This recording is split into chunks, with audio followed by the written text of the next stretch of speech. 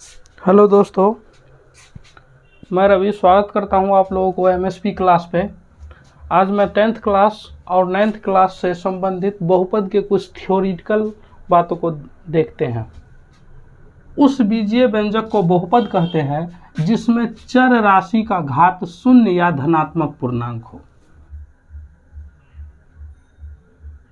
तो चर का घात अगर शून्य हो यानी कि पावर 0 या कोई धनात्मक पूर्णांक हो। धनात्मक पूर्णांक बोले तो प्लस में +1 +2, ठीक है, +3, ठीक, कि कोई भी हो सकता है, ठीक है ना।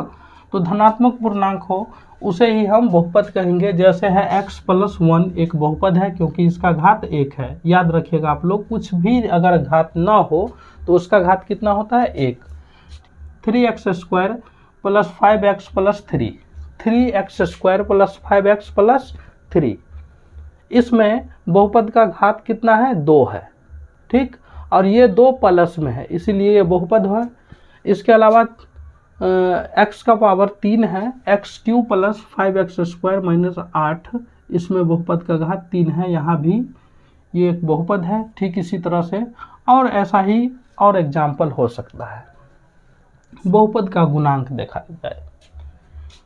बहुपद में चर को जितना से गुना किया जाता है, अर्थात बहुपद में हम चर को जितना से भी गुना कर देते हैं उसी को क्या कहते हैं, गुणांक कहते हैं।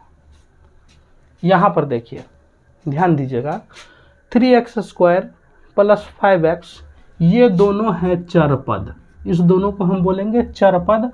और इसमें अंग्रेजी का अक्षर नहीं लगा है तो इसको बोलेंगे अचर पद, ठीक है, समझ गए होंगे। अंग्रेजी का अक्षर जितने पद में लगा होता है उसको बोला जाता है चर पद, और अंग्रेजी का अक्षर नहीं लगा है तो उसको बोलेंगे अचर पद। तो इस दोनों को देखिए, यहाँ पर है अंग्रेजी का अक्षर x², तो x² को कितना से गुना किया गया है, 3 से, तो यही हो जाएगा इसका गुणांक। यहाँ पर अब आ जाइए, यहाँ पर x को कितना से गुना किया गया है, 5 से, तो इसका गुणांक हो जाएगा 5, यानी कि x का गुणांक 5। x² - 3x - 2, यहाँ x² का गुणांक 1 होगा। जब कुछ नहीं गुना में रहता है तब कितना रहता है, 1। आप लोग जानते हैं अगर 5 को हम 1 से गुना कर देंगे फिर भी कोई फर्क नहीं पड़ेगा, 5 ही होगा। ठीक उसी तरह से यहाँ पर x² को हम 1 से गुना कर देंगे, कोई फर्क नहीं होगा। इसलिए जब कुछ नहीं, कोई अंक यहाँ पर जैसे 3 था तो इसका गुणांक 3 हुआ, कुछ नहीं है यहाँ तो 1 होगा गुणांक। समझ में आ गया होगा। x का गुणांक यहाँ पर -3 होगा क्योंकि ये -3 है। याद रखिएगा आप लोग, जब प्लस होता है तो प्लस में और माइनस होता है तो माइनस में। माइनस को नहीं छोड़ना है, माइनस बड़ा खतरनाक चीज़ होता है, इसीलिए माइनस को कभी नहीं छोड़िएगा आप लोग। बहुपद का घात में अब आ जाते हैं, यानी कि पावर। बहुपद में चर के अधिकतम घात को ही बहुपद का घात कहते हैं। यहाँ पर देखिए इस बहुपद को, इसमें अधिकतम घात 2 है तो इस बहुपद का घात 2 हो गया। यहाँ पर देखिए इस बहुपद में अधिकतम घात कितना है, 3, तो इसका घात 3 हो गया। यहाँ पर कुछ घात नहीं है तो 1 होता है। जब कुछ घात ना हो तो कितना घात होता है, 1, तो इस बहुपद का घात 1 हो गया। यहाँ पर चर पद है ही नहीं एक भी। जब चर पद नहीं होता है तो याद रखिएगा इसमें हम अपना मन से चर लगा सकते हैं। जैसे यहाँ पर 3 रहेगा, इसको हमें चर लगाना हो तो कोई दिक्कत नहीं है, 3 का इसका पावर 0 कर देंगे। अब आप लोग पढ़े होंगे, अगर उसका पावर हम 0 कर देंगे तो वो 1 के बराबर हो जाता है। जैसे आप लोग पढ़े होंगे 5 का पावर 0 = 1, 3 का पावर 0 = 1, ठीक है। उसी तरह से x का पावर 0 = 1, यहाँ पर भी 3 × 1 हो जाएगा, बराबर 3 हुआ कि नहीं। ठीक उसी तरह से यहाँ पर अगर हम x का पावर 0 कर दें तो कितना पावर हुआ, 0 ना, तो इसको हम क्या कहेंगे, इसका घात। जब कुछ नहीं, अंग्रेजी का अक्षर कुछ नहीं दिया हो तो ये भी बहुपद ही होता है। पद के आधार पर बहुपद के प्रकार, तो देखिए पद के आधार पर बहुपद पहला है एक पदी बहुपद। एक पदी बहुपद मतलब ऐसा बहुपद जिसमें सिर्फ एक ही पद हो, उसे एक पदी बहुपद कहा जाता है। जैसे 5x एक पदी बहुपद हो गया, 2y² एक पदी बहुपद हो गया। देखिए इसमें कुछ नहीं है, बस एक पद है। 3y ये भी क्या हो जाएगा, एक पदी। अब आप लोग ये मत बोलिएगा कि इसमें तो एक दो है, अरे ये नहीं, इसका मतलब हुआ कि जो प्लस या माइनस से ही बहुपद का जो टुकड़ा होता है, गुना करने से तो और वो एक हो जाता है एकदम, ठीक है ना। तो प्लस या माइनस हो तभी हम उसको अलग टुकड़ा समझेंगे, एक बहुपद का खंड समझेंगे। तो यहाँ पर प्लस माइनस कुछ नहीं है, तो यानी कि ये पूरा एक ही है, ये पूरा एक ही है, ये पूरा एक ही है। अब द्विपदी यानी जिस बहुपद में दो पद हो उसे द्विपदी बहुपद कहते हैं। जैसे 3x² + 5, इसमें देखिए ये हुआ एक पद और ये हुआ दूसरा पद, ये हुआ एक पहला पद और ये दूसरा पद। ठीक उसी तरह से y - 3 पहला पद दूसरा पद, ठीक इसी तरह से 5m - 3m², ये भी क्या हो जाएगा, द्विपदी। त्रिपदी में आ जाइए, आप लोग समझ गए होंगे, जिस बहुपद में तीन पद हो उसे त्रिपदी बहुपद। 2y² + 3y - 6, ये क्या हो जाएगा आपका, त्रिपदी बहुपद। कुछ भी कर देंगे यानी तीन पद। बहुपदी बहुपद जिसमें तीन से ज़्यादा पद हो उसे बहुपदी बहुपद कहेंगे। 5x³ + 6x² - 3x + 5, इसको हम कहेंगे बहुपदी बहुपद, क्योंकि इसमें तीन से ज़्यादा पद है तो इसको हम बहुपदी बहुपद कह सकते हैं। अब एक बात आप लोग ध्यान दीजिएगा, कभी कभी किसी प्रश्न में अगर बोल दे, आप लोगों को, यहाँ ध्यान दीजिएगा, सब आदमी यहाँ ध्यान दीजिए। अगर किसी प्रश्न में बोल दे कि 20 घात वाला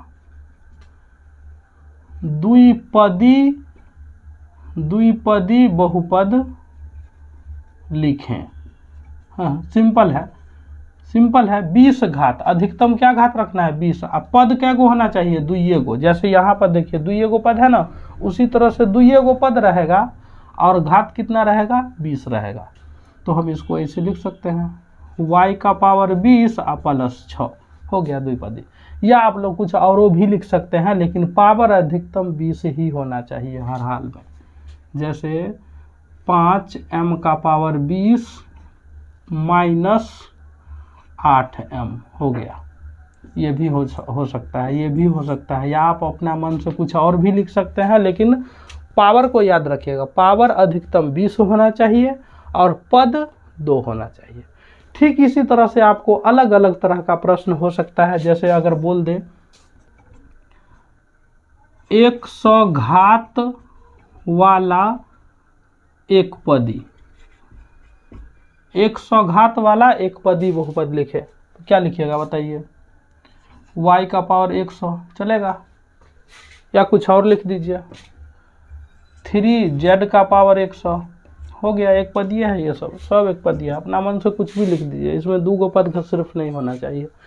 अगर त्रिपदी बोले तो त्रिपदी लिख दीजिए, अधिकतम घात जितना कहे उतना तो से लेकर के त्रिपदी बहुपद ले सकते हैं। तो बहुपद समझ में आ गया होगा, पद के आधार पर बहुपद समझ में आ गया होगा, एक पदी, द्विपदी, त्रिपदी और बहुपदी। एक पदी को एक बार फिर से, अगर आप लोगों को दिक्कत होना तो वीडियो को रोक करके आप लोग परिभाषा लिख सकते हैं। देखिए, जिस बहुपद में एक पद हो उसे एक पदी बहुपद कहते हैं, जिस बहुपद में दो पद हो उसे द्विपदी बहुपद कहते हैं, जिस बहुपद में तीन पद हो उसे त्रिपदी बहुपद कहते हैं, जिस बहुपद में तीन से ज़्यादा पद हो उसे बहुपदी बहुपद कहते हैं। यह समझ में आ गया होगा। इस तरह का प्रश्न कभी कभी पूछा जाता है। और अब चलते हैं हम लोग घात के आधार पर बहुपद। ध्यान दिया जाए एक बार, घात के आधार पर यानी पावर के आधार पर। तो देखिए, पावर के आधार पर पहला होता है शून्य बहुपद,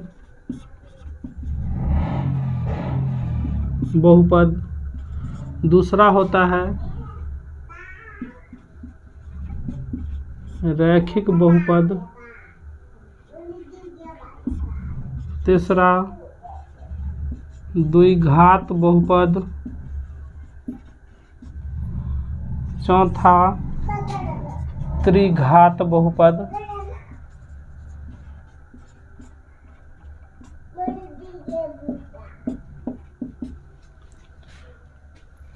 शून्य बहुपद।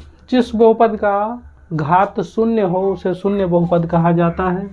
जिस बहुपद का घात घात शून्य हो उसे शून्य बहुपद कहा जाता है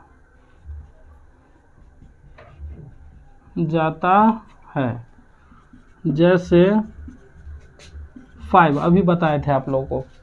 5 क्या हो गया? शून्य बहुपद। 5 क्या हो गया? शून्य बहुपद, क्योंकि हम 5 के बदला में 5y का पावर 0 बोल सकते हैं। मतलब 5 गुने 1, किसी भी चीज़ का पावर यानी किसी भी अंक हो या अंग्रेजी का अक्षर हो उसका पावर 0 कर देंगे तो 1 हो जाता है। अर्थात क्या हो गया 5। यहाँ पर जब कुछ नहीं है तो समझिए कि इस पे कोई चर होगा लगा हुआ जिसका पावर 0 है। ठीक है, तो इसीलिए हम इसको क्या कहेंगे? शून्य बहुपद। देखिए, हमें याद रखिएगा, कभी कभी एग्जाम में पूछ देता है कि निम्नलिखित में कौन बहुपद नहीं है। निम्नलिखित में कौन बहुपद है ना, तो हमेशा याद रखिए ई वाला बहुपद नहीं होगा, क्योंकि इसमें ये वाला बहुपद है, शून्य बहुपद है, ये भी बहुपद है, ये भी बहुपद है। ठीक है, ये बहुपद नहीं है। अभी इसके बारे में बताएंगे कि हम कौन कौन बहुपद होता है और कौन कौन बहुपद नहीं होता है। फिलहाल इसको समझ लीजिए कि ये होगा। इस तरह का प्रश्न कभी कभी पूछा जाता है। ठीक है, तो ये हो गया शून्य बहुपद। इसी तरह से -8 हो जाएगा, 2 हो जाएगा, 12 हो जाएगा, ये सब यही सब है शून्य बहुपद। हाँ, इसको हम ऐसे भी लिख सकते हैं 5y का पावर 0 -8x का पावर 0। ठीक, इस तरह से भी हम लिख सकते हैं इसको। तो शून्य बहुपद समझ में आ गया होगा। रैखिक बहुपद में आ जाइए। जिस बहुपद का अधिकतम घात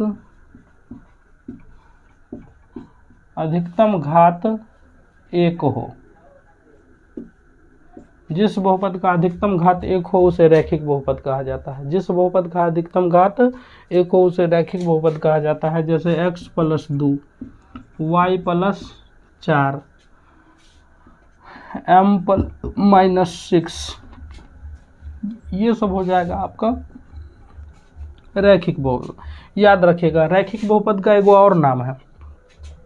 रैखिक बहुपद का एक नाम आपका है एक घातीय बहुपद। एक घातीय बहुपद। ठीक है, रैखिक बहुपद को एक घातीय बहुपद भी कहा जाता है क्योंकि इसका अधिकतम घात 1 होता है।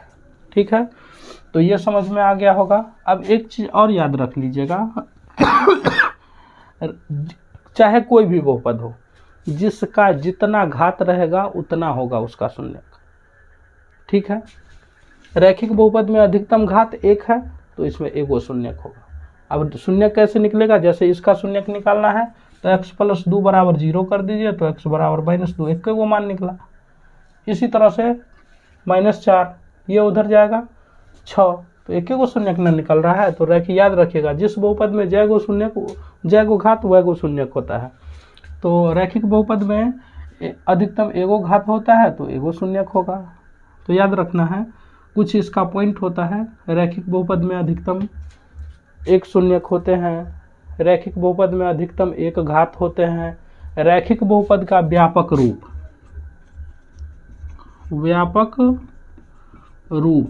रैखिक बहुपद का व्यापक रूप आपका हो जाएगा ax + b, जहां a = not 0, a does not 0। क्या बोलेंगे? a does not 0, अर्थात a के जगह पर 0 नहीं होगा। e 0 हो सकता है लेकिन e 0 नहीं होगा। ठीक है, अब आ जाते हैं द्विघात बहुपद। जिस बहुपद का अधिकतम घात 2 हो, जिस बहुपद का अधिकतम घात 2 हो उसे द्विघात बहुपद कहते हैं।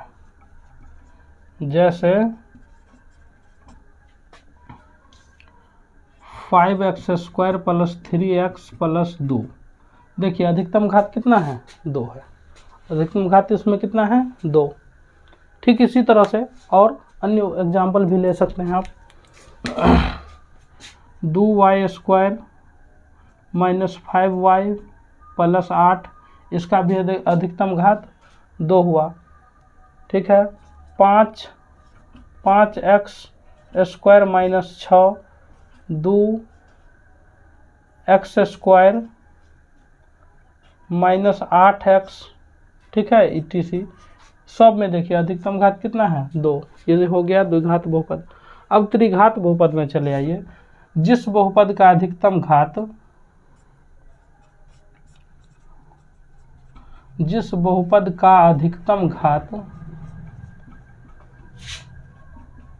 अधिकतम घात 3 हो, अधिकतम घात 3 हो, उसे त्रिघात बहुपद कहते हैं। जैसे 5x का power 3 minus 2x square minus 5x plus 2, अधिकतम घात 3 है, त्रिघात बहुपद हो जाएगा। y का power 3 minus 5y plus 5y plus 3, इसका भी अधिकतम घात 3 है, ये भी हो जाएगा त्रिघात बहुपद। समझ में आ गया होगा आप लोगों को। तो हम लोग आज पढ़े हैं बहुपद, उसके प्रकार। एक चीज़ और हम लोग आज देखते हैं, कौन सा बहुपद होगा और कौन सा बहुपद नहीं होगा। देखिए, जब कभी बहुपद का घात माइनस में हो तो वो बहुपद नहीं होगा। जैसे 3x का power minus 2 plus 5x plus 2, कुछ नहीं सोचना है, घात देखिए माइनस में है, लिख देंगे बहुपद नहीं है, बहुपद नहीं है। ठीक है, तो पहले घात जो है, बहुपद का घात हमेशा धनात्मक होना चाहिए, ये पॉइंट निकल के आया। बहुपद का घात हमेशा धनात्मक होता है।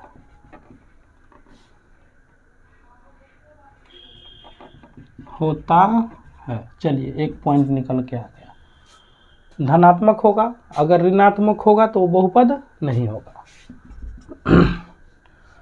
बहुपद का जो घात होता है वो बट्टा में नहीं होना चाहिए, यानी भिन्न में नहीं होना चाहिए। जैसे y का पावर 1/2 या 2/3 या कुछ भी, कहीं पर भी, अब यहाँ भी हो सकता है 5y माइनस 3, यहाँ देखिए बट्टा में आ गया ना, तो ये भी जो है बहुपद नहीं होगा, बहुपद नहीं है। ठीक है, ठीक उसी तरह से बहुपद का कोई भी चर रूट में नहीं होना चाहिए। जैसे √6x, तो देखिए यहाँ पर जो है x है रूट में है, ठीक है, प्लस 6 माइनस 3 है ना, तो यहाँ पर ये रूट में आ गया ना, हो गया काम, बहुपद नहीं है। हमेशा याद रखिएगा, बहुपद पहचानने के लिए ई पॉइंट सब याद रखिएगा। एक और पॉइंट है, इसको भी याद रखिएगा।